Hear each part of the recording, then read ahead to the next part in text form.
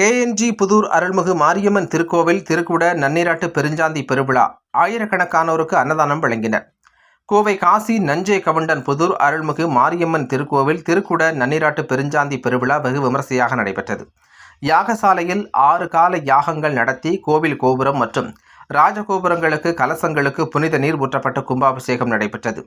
இதில் சுற்றுப்பகுதியில் இருந்து ஆயிரக்கணக்கான பக்தர்கள் கலந்து கொண்டு சுவாமி தரிசனம் செய்தனர். தொடர்ந்து அனைவருக்கும் மகா அன்னதானம் நடைபெற்றது.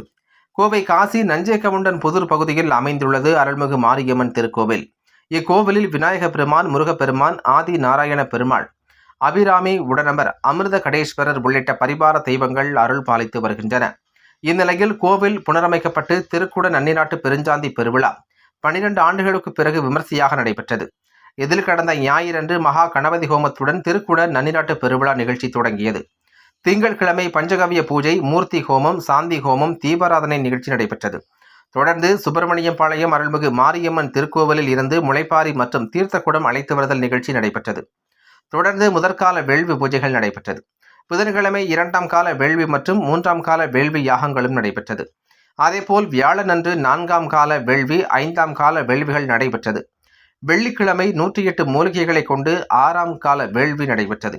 இதையடுத்து புனித நீர் கலசங்கள் கோவிலை சுற்று ஊர்வலமாக எடுத்து வரப்பட்டு கோவில் மூலகோபுரம் மற்றும் ராஜகோபுர கலசங்களுக்கு புனித நீர் ஊற்றப்பட்டு திருக்குட நன்னீராட்டு பெருஞ்சாந்தி பெருவிழா நடைபெற்றது.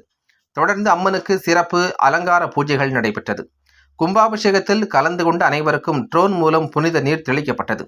கும்பாபிஷேக பூஜைகளை கோவை ஸ்ரீ சாஸ்தா விஷ்ணு திருக்கோவில் சிவாம ரத்னம், குமோகன் குருக்கள் குழுவினர் மற்றும் திருக்கோவில் அர்ச்சகர் சிவகுமார் ஆகியோர் நடத்தி வைத்தனர். இறுதியாக கொங்கு ஜமாப் நண்பர்கள் குழுவினரின் ஜமாப் இசை நிகழ்ச்சி மற்றும் ஒயிலாட்டம் நடைபெற்றது.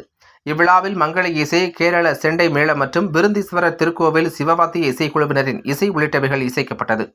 இந்நிகழ்வில் பல்வேறு அரசியல் கட்சி பிரமுகர்கள் உள்பட சுற்று வட்டாரங்களில் இருந்த திரளான பக்தர்கள் கலந்து கொண்டனர். தொடர்ந்து ஆயிரக்கணக்கானோருக்கு அன்னதானம் வழங்கப்பட்டது. இதற்கான ஏற்பாடுகளை கோவில் நிர்வாகிகள் மற்றும் பொதுமக்கள் செய்திருந்தனர்.